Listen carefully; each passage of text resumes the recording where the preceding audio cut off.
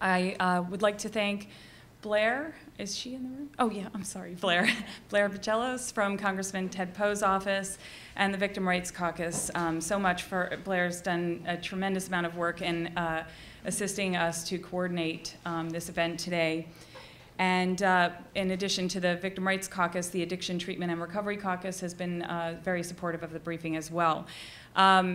While I work with Witness Justice and am the founder and president of Witness Justice, I'm speaking to you today on behalf of the Coalition Addressing Trauma, which is a national advocacy coalition that formed earlier this year.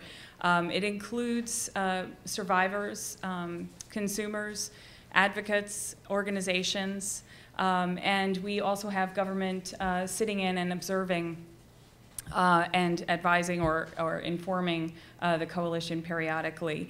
So you'll see at the back of your briefing packet there is information about the coalition. If you're not if your organization isn't currently a member, I would encourage you to take a look. And the intention is to bring together as many interested parties in the nature and impact of trauma as possible so that we can really start to address it in a much more collaboratively and comprehensive way.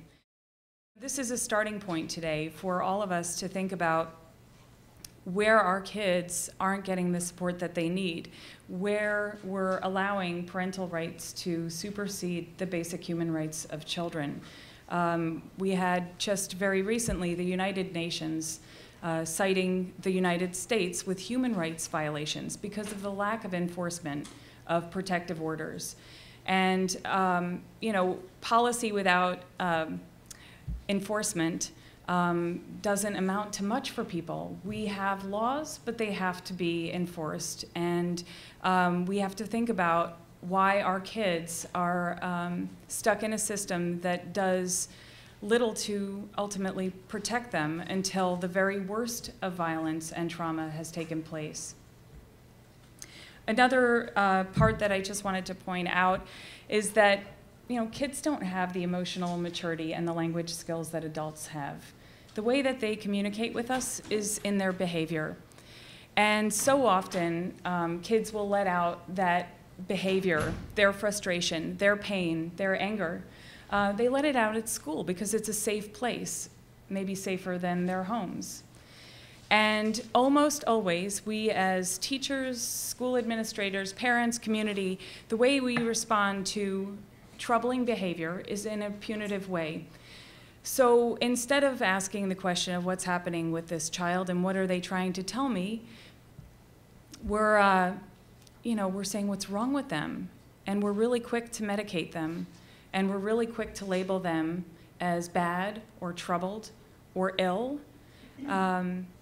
We really need to think about that, because if we can take a step back and really look at what's happening with children and start to understand their behavior as communication, then I think we have a chance at really providing intervention and support for those kids.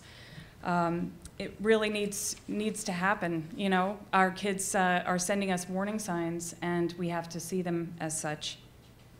I also want to encourage everyone here, all of us, to really think about how we can begin to address these issues in policy, but also in administration, in organizations, in community, and in families.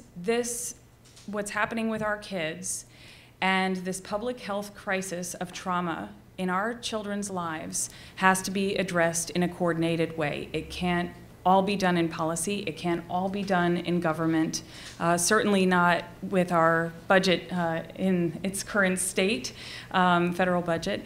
So we need to think about how we all can work together to make this better, because if we don't intervene and change things and swing the pendulum back to a healthy place for our children, we're setting up a lifetime of struggles and obstacles and illness for our kids.